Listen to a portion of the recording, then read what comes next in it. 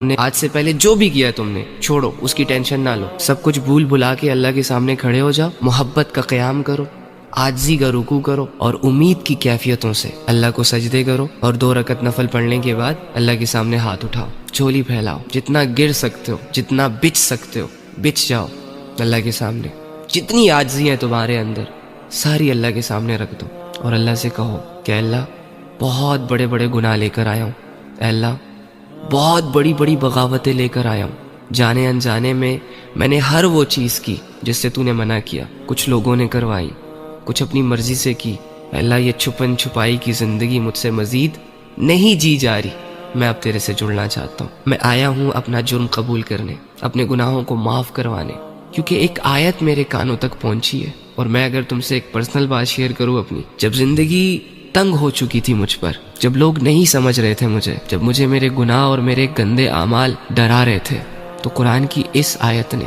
مجھے ایک نئی زندگی دی۔ اگر یہ آیت میں نہ پڑھتا تو شاید آج میں آپ لوگوں سے یہاں بات نہ کر رہا ہوتا، اور وہ ہے قُلْ يَا عِبَادِيَ الَّذِينَ أَسْرَفُوا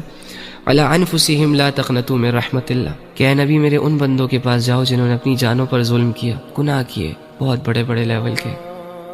اللہ کو ناراض کیا، جاؤ ان کے پاس اور ان سے کہو کہ اللہ کی رحمت سے مایوس نہ ہونا، اللہ سارے گناہوں کو معاف کر دے گا، یہ مت سوچنا کہ اللہ گناہ معاف نہیں کرے گا۔ جب میں نے یہ آیت پڑھی تو میں خوش ہو گیا، مجھے ایک نئی زندگی مل گئی، ایک نیا راستہ مل گیا۔ تو تم بھی جاؤ اللہ کے پاس اور اللہ سے کہو کہ اللہ میں بھی گنہگار ہوں، اللہ میں بھی ان لوگوں میں شامل تھا جو تجھ سے دور بھاگتے ہیں، لیکن میں آ گیا میرے رب،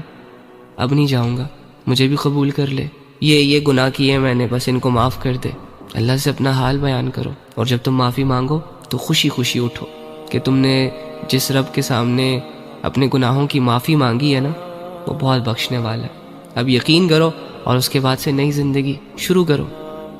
کیا مشکل ہے اس میں؟ چھوڑ دو بے حیائی، چھوڑ دو گناہ، چھوڑ دو غفلتیں۔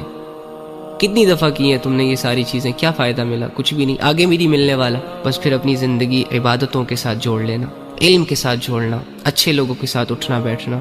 سب ٹھیک ہو جائے گا۔ اور جو بھی حالت اللہ رب العزت کی طرف سے تم پر آئے اس پر صبر کرنا، اس پر راضی رہنا، اور اللہ سے کہنا کہ اللہ حالت تو بڑی مشکل ہے، لیکن اگر اس مشکل حال میں تیری رضا مجھے مل رہی ہے تو اٹس اوکے، ٹھیک ہے۔ ہاں، دنیا کی پرواہ نہ کرو، اپنے آپ کو اللہ سے جوڑو گے تو ایک مضبوط انسان بن کر لوگوں کے سامنے آ پاؤ گے۔ اگر اللہ سے دور بھاگتے رہے تو باوجود اس کے کہ دنیا میں تمہارے نام کے چرچے ہوگے، لیکن تم اپنے آپ کو کبھی بھی مطمئن نہیں کر سکو گے، ٹھیک ہے۔